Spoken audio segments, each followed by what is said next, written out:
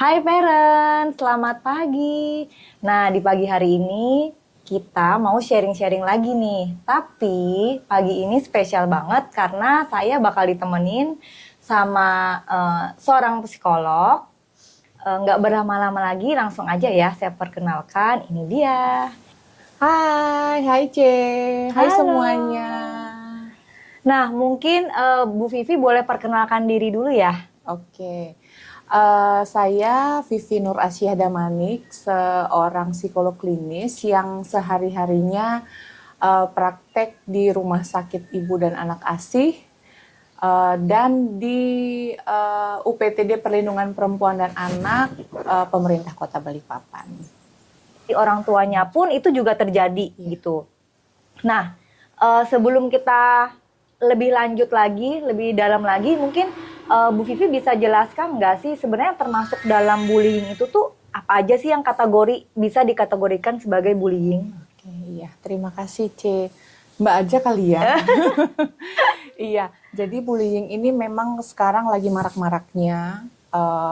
Segala bentuk bullying juga sedang marak-maraknya. Jadi sebenarnya bullying itu segala bentuk penindasan. Penindasan, terus kekerasan, yang intinya si korban merasa pasti tidak nyaman dan tidak aman gitu. Dan bentuk-bentuk bullying itu juga berbagai macam. Mungkin yang beberapa kita tahu dan parents tahu itu fisik, psikis, gitu ya. Kalau fisik jelas yang pasti tertampak oleh oleh mata kita gitu. Misalnya bentuknya menendang, memukul, melempar, menjambak gitu ya. Itu bentuk fisik. Kalau psikis ya ini kadang-kadang psikis dan verbal itu biasanya jadi satu. Itu yang kadang-kadang kita sebagai orang tua itu kelepasan kadang ngomong sama anak gitu ya. Misalnya kita mengatakan anak kita lambat gitu aja nggak bisa gitu ya. Nah itu juga sudah bentuk bullying gitu ya secara verbal yang jatuhnya juga ke psikis seperti itu. Lalu secara sosial ini banyak juga nih anak-anak zaman sekarang ternyata yang sudah pintar. Misal, nggak usah main sama ini karena dia nggak pakai merek tertentu misalnya Ya. gitu ya. Jadi teman-temannya pakai brand tertentu, si anak ini enggak gitu ya. Nah itu anak-anak sekarang sudah bisa loh gitu untuk membuli seperti itu secara sosial gitu. Misalnya lagi di kelompok tertentu ada anak yang terlalu mungkin dari bentuk tubuhnya berbeda dari temennya, warna kulitnya beda, jenis rambutnya beda, itu juga rentan menjadi bullying. Nah, ini saya lanjutkan aja, Cik. Iya, boleh Oke. silakan. Kemudian, nah bahayanya kalau secara fisik jelas ya cacat gitu kan. Kalau secara fisik cacat terluka gitu. Secara psikisnya dia merasa tidak aman, tidak nyaman, tertekan gitu dan minder, grogian gitu ya. Jadi misalnya ada anak yang ini misalnya secara sosial, anak yang nggak mau sekolah tanpa dicari tahu penyebabnya oleh kita sebagai orang tua, kadang-kadang kita memaksa anak untuk kenapa sih nggak mau sekolah, kenapa sih ini, atau mungkin ada beberapa parents yang memberikan tanpa dicari tahu nih penyebabnya. Ayo sekolah hari ini, niatnya baik gitu. Ayo kita sekolah, nanti mama kasih ini, nanti papa kasih ini. Tapi jarang atau tidak diketahui atau tidak ditanyakan sama anaknya kenapa sih dia itu nggak mau sekolah gitu. Lalu, nah sekarang kita membahas, kita kenali gitu anak yang rentan menjadi korban bully, yang rentan menjadi korban gitu. Biasanya kalau kalau bahasanya itu anak culun yang sulit bersosialisasi gitu ya. Mungkin dia butuh waktu untuk sosialisasi, butuh waktu beberapa waktu untuk mengamati teman-temannya, mengamati lingkungan sosialnya, apalagi yang selama ini anak itu di rumah aja. Itu rentan menjadi korban bully. Kemudian gitu tadi yang saya bilang fisiknya beda, cenderung beda dari teman-teman yang lain, tubuhnya, warna kulitnya, rambutnya dan lain-lain. Kemudian Kalau di sekolah, kalau misalnya setting sekolah, biasanya dia cenderung beda dari teman-temannya. Terlalu pintar atau terlalu kurang dapat mengikuti pelajaran di sekolah. Iya. Itu juga rentan menjadi korban bully. Yang terakhir, yang paling banyak itu adalah cenderung korban dari kita orang tuanya gitu ya. Kita secara tidak sadar membuli anak kita, itu pun anak rentan menjadi korban bully di luar. Seperti itu. Nah, sekarang eh, kita kenali anak yang rentan menjadi pembuli, yang suka membuli gitu. Nah, yang pertama merasa gagal dalam akademik, meskipun tidak semua gitu ya, tapi ketika dia ngerasa gagal dalam akademik, dia itu rentan menjadi pembuli, misalnya gangguin teman yang udah selesai gitu ya. Ini kalau setting sekolah. Kalau misalnya di rumah dia gangguin saudaranya gitu. Kemudian yang paling banyak juga berdasarkan pengalaman ini adalah ada masalah dalam keluarga, ada masalah dengan orang tua, kemudian ini juga banyak. Bahkan beberapa ketika saya mengisi beberapa seminar, orang tua pun mengaku terlalu memanjakan anak gitu. Jadi anak merasa ada backingnya gitu ya, kalau di sekolah ada orang tua nih gitu. Kemudian yang ini juga banyak terjadi adalah anak ingin mendapatkan pengakuan, seeking attention gitu ya. Anak-anak suka cari perhatian. Yang ternyata ketika saya bertemu dengan anak-anak yang seperti ini itu biasanya, meskipun tidak semua, biasanya anak itu memang kurang perhatian dari orang tuanya, seperti itu. Kalau kita lanjut, bagaimana sih kita mencegah bullying gitu ya? Yang paling utama selama saya bertemu dengan beberapa anak-anak dan parents itu, yang paling pertama kita berkomunikasi aktif dan efektif sama anak. Misalnya seperti apa? Bagi orang tua yang bekerja, bagi kita orang tua yang bekerja itu apa sih alasannya? Biasanya kan kerja buat anak gitu ya. Tapi kita sering kali lupa ketika kita bekerja untuk anak, kita meluangkan waktu untuk benar-benar berkomunikasi dengan efektif pada anak. Misalnya ketika kita sesi dengan orang tua, biasa kok kita tanya ini, tapi jarang sekali orang tua menyentuh masalah perasaan dan pikiran si anak. Biasanya lebih ke rutinitas sehari-hari anak, bagaimana dia di sekolah, tapi jarang sekali bertanya tentang bagaimana perasaan dan pikirannya pada saat itu gitu. Itu yang pertama. Lalu kita dengarkan nih cerita anak. Mungkin tidak semua parents ya, tapi beberapa orang tua tuh seperti itu. Ketika anak mau bicara dengan kita, orang dewasa yang sudah membawa beban kita di rumah, beban kita di pekerjaan, ketika anak bicara, jarang sekali parents yang benar-benar mau duduk mendengarkan anak. Kebanyakan anak-anak ketika kami keliling ketemu dengan anak-anak, mereka itu jarang sekali cerita dengan orang tuanya. Bahkan nggak pernah. Ketika ditanya sama anak, bahkan anak SD pun sudah bisa jawab, mama papa sibuk bekerja, ketika pulang mama papanya main handphone gitu. Jadi jarang sekali yang benar-benar komunikasi secara efektif. Orang tua mengaku berkomunikasi, hanya saja yaitu tadi tidak dalam gitu, tidak deep bahasanya gitu. Jadi anak pun ya sebatas itu juga bicara dengan kita orang tua. Kemudian ketika bagi anak yang rentan menjadi korban bully itu, kita sebagai orang tua membantu dia untuk meningkatkan kepercayaan dirinya. Dengan cara apa? Hal kecil saja dari rumah. Apa nih misalnya yang ada beberapa pilihan, ada 2 atau 3 pilihan, kita minta anak untuk membantu memilihkan. Misalnya antara ini sama ini, toh dua-dua pilihan ini adalah pilihan kita. Tapi kita minta anak untuk memilihkan gitu. Nah ketika anak pilih A, toh ini juga pilihan kita. Anak pilih B, itu juga pilihan kita. Jadi kita tidak sekian banyak kita minta pilihan anak, tapi misalnya ada beberapa pilihan dalam hal apapun gitu ya.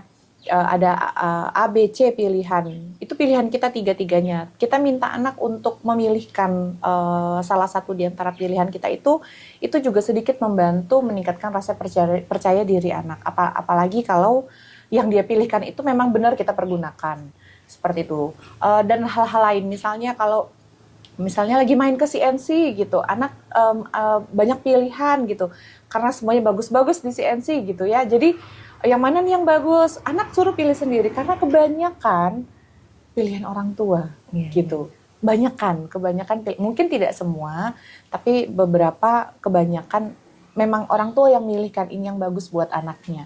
Tapi hal-hal yang mungkin sesederhana itu kita bisa minta anak untuk milih sendiri sesuai dengan keinginannya. Yang paling penting adalah tunjukkan rasa kasih sayang cinta kita kepada anak sehingga apa? Anak merasa nyaman, anak merasa aman. Saat ini itu kalau saya sedang keluar, sedang ketemu dengan anak-anak, seminar atau apapun, anak mengalami krisis kasih sayang dan cinta dari orang tuanya. Anak pun tidak merasakan seperti itu gitu ya.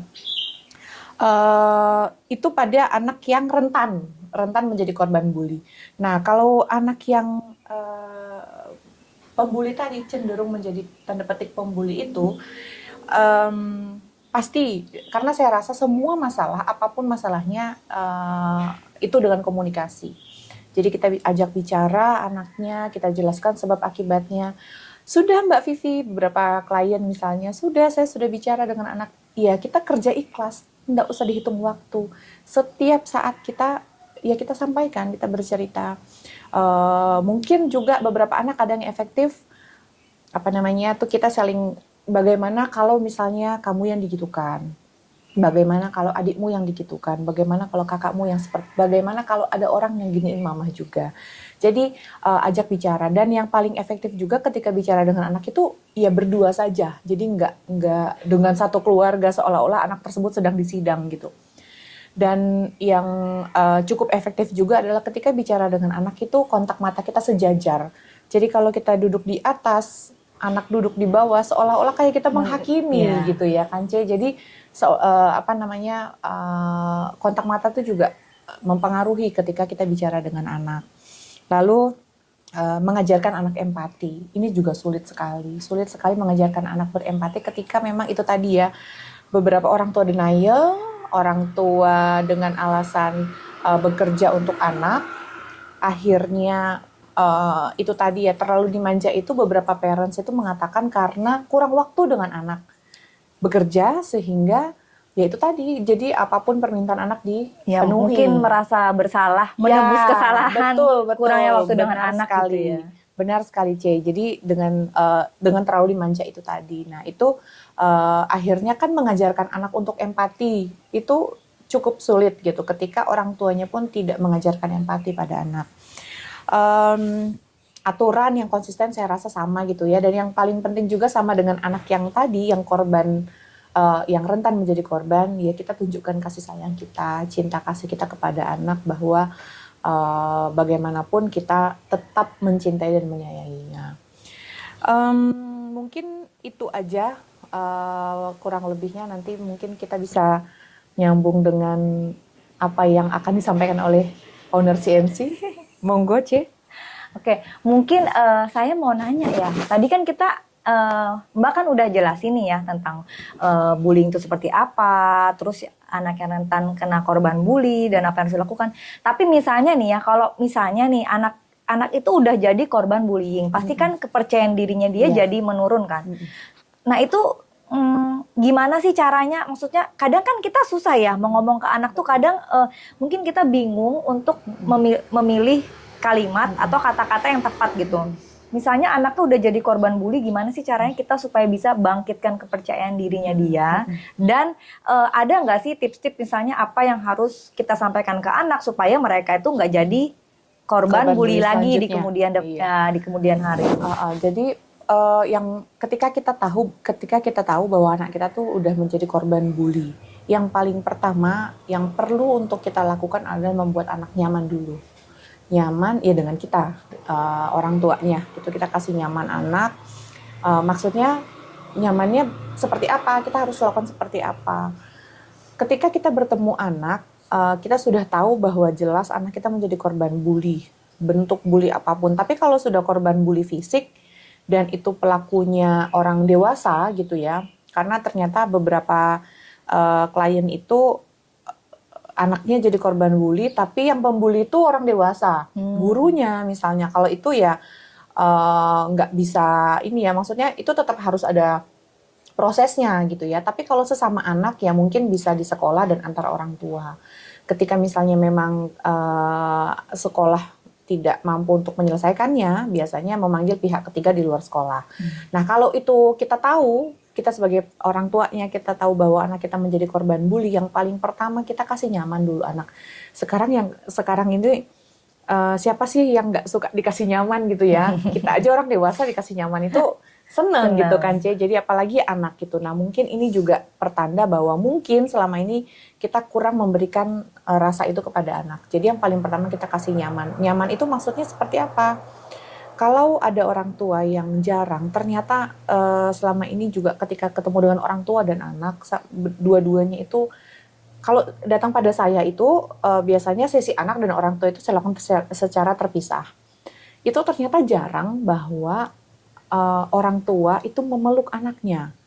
Jadi mungkin bisa dimulai dari hal seperti itu. Kita kasih sentuhan fisik, kita kasih peluk anak kita gitu ya. Kita kasih kata-kata yang menenangkannya. Intinya dikasih nyaman dulu anaknya. Kemudian setelah itu juga mungkin beberapa anak nggak bisa dengan satu hari secara instan selesai gitu. Mungkin enggak. Ada juga orang tua yang ngerasa sudah melakukan itu ternyata mentok, gagal, akhirnya mencari pihak ketiga. Akhirnya ketemu saya gitu. Akhirnya ketemu saya yang sama-sama. Jadi bukan hanya anaknya aja, tapi orang tuanya juga perlu. Terutama bagi orang tua yang yang tanda petik gitu ya, agak kaku misalnya gitu ya. Jadi kita lakukan sesi terpisah. Tapi bagi orang tua yang mampu, yang bisa, yang mau, itu jauh lebih baik gitu daripada kita gitu ya. Jadi setelah kita sudah kasih nyaman, yang kedua kita tanyakan pada saat berdua ketemu kita itu bagaimana perasaan dan pikirannya pada saat itu kita ketemu pada waktu itu. Kita tanyakan apa yang dia khawatirkan, apa yang dia takutkan. Lalu yang kedua, selanjutnya selama ini apa yang kurang dia dapatkan dari kita orang tuanya. Misalnya nanti ada tuh anak yang bilang, mama terlalu begini, papa terlalu begini. Dan respon kita sebagai orang tua, terima dulu. Kan kita mau kasih nyaman nih gitu ya. Terima dulu. Misalnya mungkin nanti ada anak yang protes, mama terlalu sibuk bekerja, papa begini dan segala macam. Kita terima dulu. Bagus kalau anak itu mau ngomong. Bagus ketika anak mau bicara begitu aja, mengungkapkan isi hatinya, itu luar biasa. Itu bagus sekali gitu ya, anak mau bicara. Lalu setelah beberapa rangkaian kita lakukan, nah itu bagaimana inovasinya orang tua untuk bagaimana kedepannya sehingga si anak tidak menjadi korban bully lagi. Kalau orang tua menjadi orang yang paling terakhir tahu bahwa anak itu dibully, biasanya orang tua tuh paling terakhir tuh taunya. Anak itu nggak baru sekali, 2 kali jadi korban bully di sekolah. Misalnya settingnya sekolah. Itu kita tuh orang tua taunya tuh udah nanti ketika anak tuh udah bener-bener ngerasa terbully banget. Akhirnya sampai nggak mau sekolah, kita baru tahu.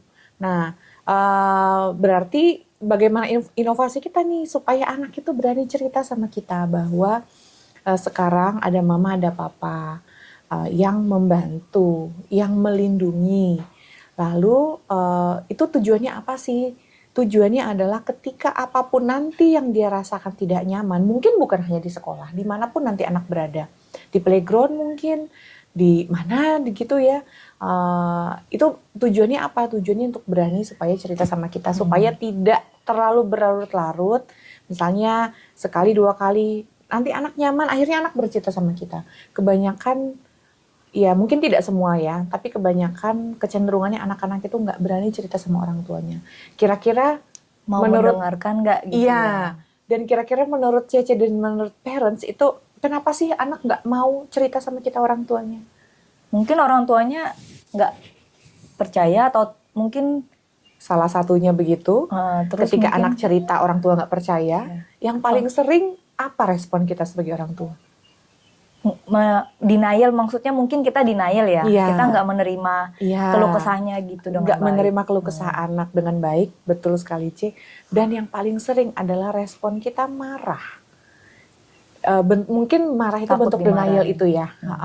Anak takut dimarahin, akhirnya kejadian berikutnya anak nggak cerita lagi sama kita. Akhirnya kita orang tua menjadi orang yang paling terakhir tahu ketika anak merasa tidak nyaman. seperti itu. Iya, berarti kalau dari tadi Mbak Vivi memaparkan nih ya, kayaknya saya bisa ambil sedikit kesimpulan kalau ternyata eh, tahu perasaan anak itu Betul, penting banget ya. penting banget. Jadi mungkin ada tips-tips nggak?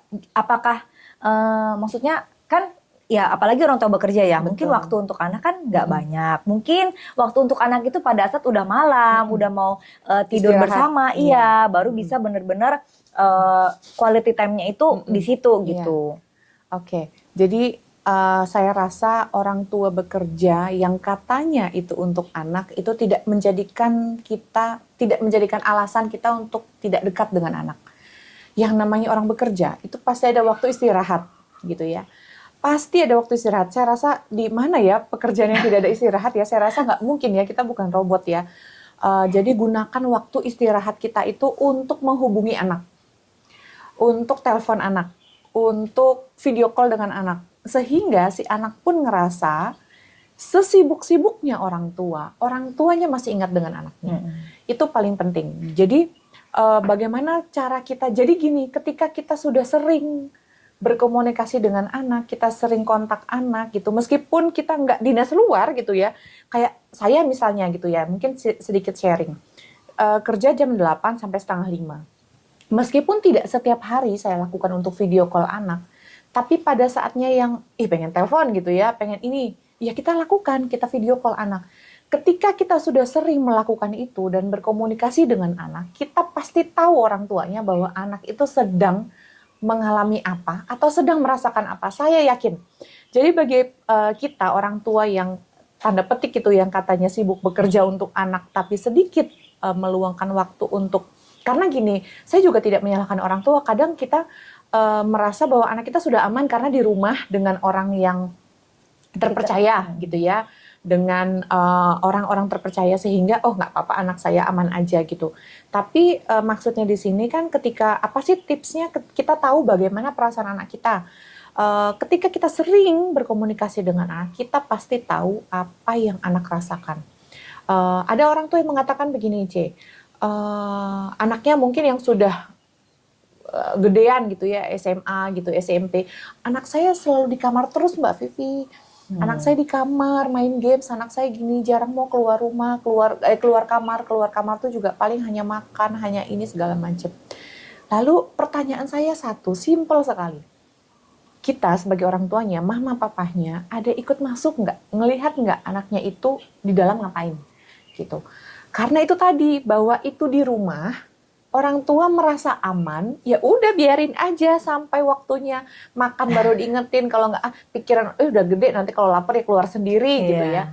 Nah tapi itu orang tua merasa aman bahwa anaknya di rumah tidak melakukan apapun, ya udah dibiarin gitu. Tapi akhirnya saya katakan, ya dari mana kita tahu bahwa anak kita sedang merasakan apa kalau kita satu rumah pun nggak tahu gitu.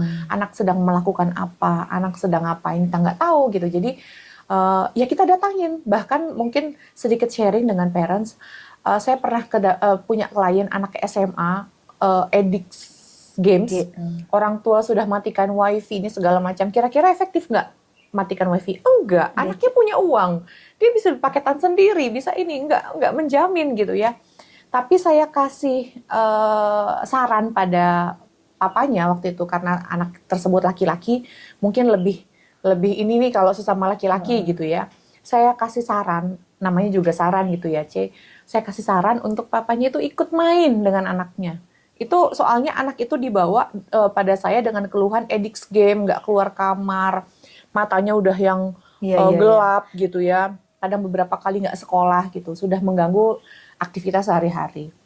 Akhirnya ketemu saya, ketemu orang tuanya secara terpisah. Saya saranin papanya untuk ikut main game. Saya nggak ngerti ya itu yang seperti Cece bilang tadi, denialnya orang tua yang tanda petik gitu ya, maaf, tidak berusaha lebih gitu untuk deket dulu sama anaknya.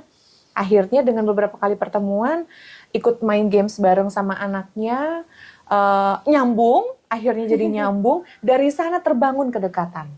Akhirnya dari sana dimasukkan oleh orang tuanya, oleh papanya terutama, mamanya tuh yang kita ibaratnya kita nih ngintip-ngintip aja gitu ya. Nanti mamanya yang bisikin ke papanya, nanti pada saat main games itulah si papa memberikan insight-insight gitu.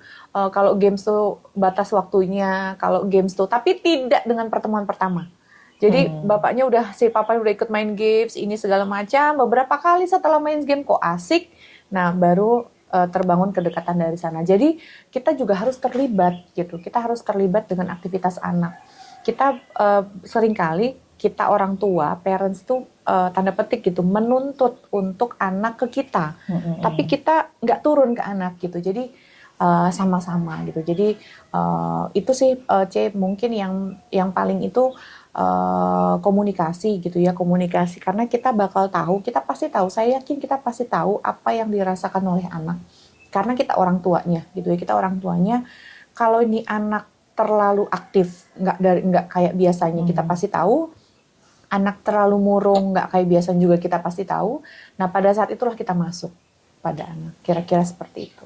Iya, menarik banget ya parent, soalnya contoh ya, edik game itu tuh banyak banget ya, sekarang banyak sekali. Jadi kadang-kadang ya perkembangan teknologi itu ya baik juga sih, tapi kalau nggak terkontrol ya itu tadi ya, jadi bisa bawa dampak-dampak yang negatif. Benar. Mungkin juga nggak cuma edik game, mungkin bisa juga edik sama gadget ya, jadi nggak bisa lepas. Pokoknya kalau udah nggak ada gadget udah gelisah gitu ya, itu sama aja sih. Ya jadi ya banyak banget yang bisa dipelajari ya parents gitu. Ternyata pun ya itu tadi ya, kayaknya perlu banget sih parents membangun kedekatan sama anak gitu. Jadi kita ini juga evaluasi buat diri sendiri ya. Ternyata kalau kita itu anak tuh nggak cukup cuman kita kasih secara mungkin kecukupan finansial aja. Kayak misalnya segala yang dia mau tuh terpenuhi. Tapi yang paling penting itu justru dari ininya ya, dari kedekatan emosional. Iya, emosionalnya. Juga perlu. Gitu. Iya. Oke.